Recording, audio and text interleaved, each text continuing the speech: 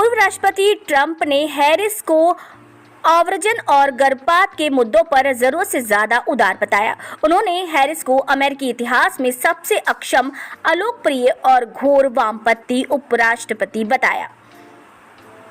उनका कहना है कि उन्हें इजराइल पसंद नहीं, बच्चों की हत्या करवाएंगी। यहूदी से शादी करने वाली कमला हैरिस को ट्रंप ने बताया यहूदी विरोधी।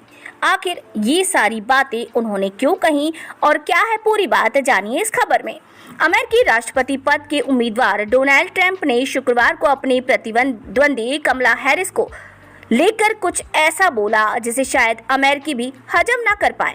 दरअसल समर्थकों की एक रैली में दिए गए भाषण में ट्रंप ने चुनावी प्रतिद्वंदी कमला हैरिस पर झूठा आरोप लगाया कि वो यहूदी विरोधी हैं और नवजात बच्चों की हत्या की इजाजत देने की योजना बना रही हैं।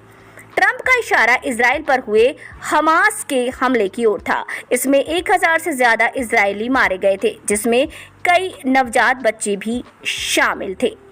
जहां दिलचस्प बात यह है कि कमला हैरिस ने खुद एक यहूदी व्यक्ति से शादी की है।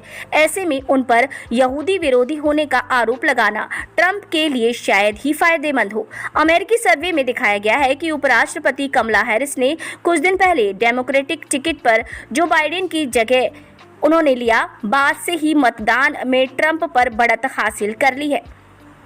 एएफपी की रिपोर्ट के मुताबिक पूर्व रिपब्लिकन राष्ट्रपति डोनाल्ड ट्रंप ने दक्षिणी फ्लोरिडा में एक धार्मिक सम्मेलन में अपने संबोधन को अधिकांश हिस्सा सेनेटरी के रूप में हैरिस के रिकॉर्ड को कोसने में खर्च किया, लेकिन उनके कई हमले वास्तविकता से परे थे।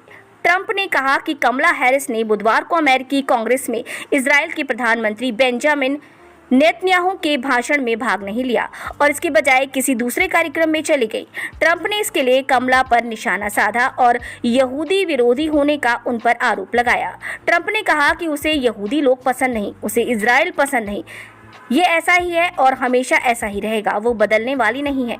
इससे पहले बुधवार को उत्तरी कैरोलिना में भी ट्रंप ने कहा कि कमला हैरिस यहूदी लोगों पर पूरी तरह खिलाफ हैं। ट्रंप अब खुलकर यहूदी कार्ड खेल रहे हैं। शुक्रवार को 1 घंटे तक चले भाषण में कट्टर दक्षिणपंथी टर्निंग पॉइंट एक्शन में आयोजित किया गया था।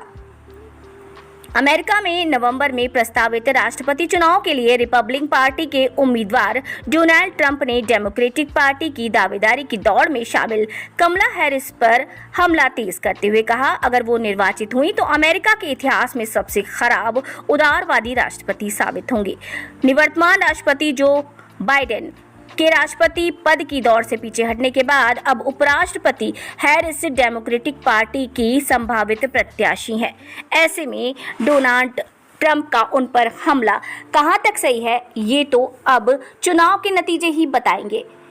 फिलहाल आपको ये खबर कैसी लगी, कमेंट बॉक्स में कमेंट करके जरूर बताएं।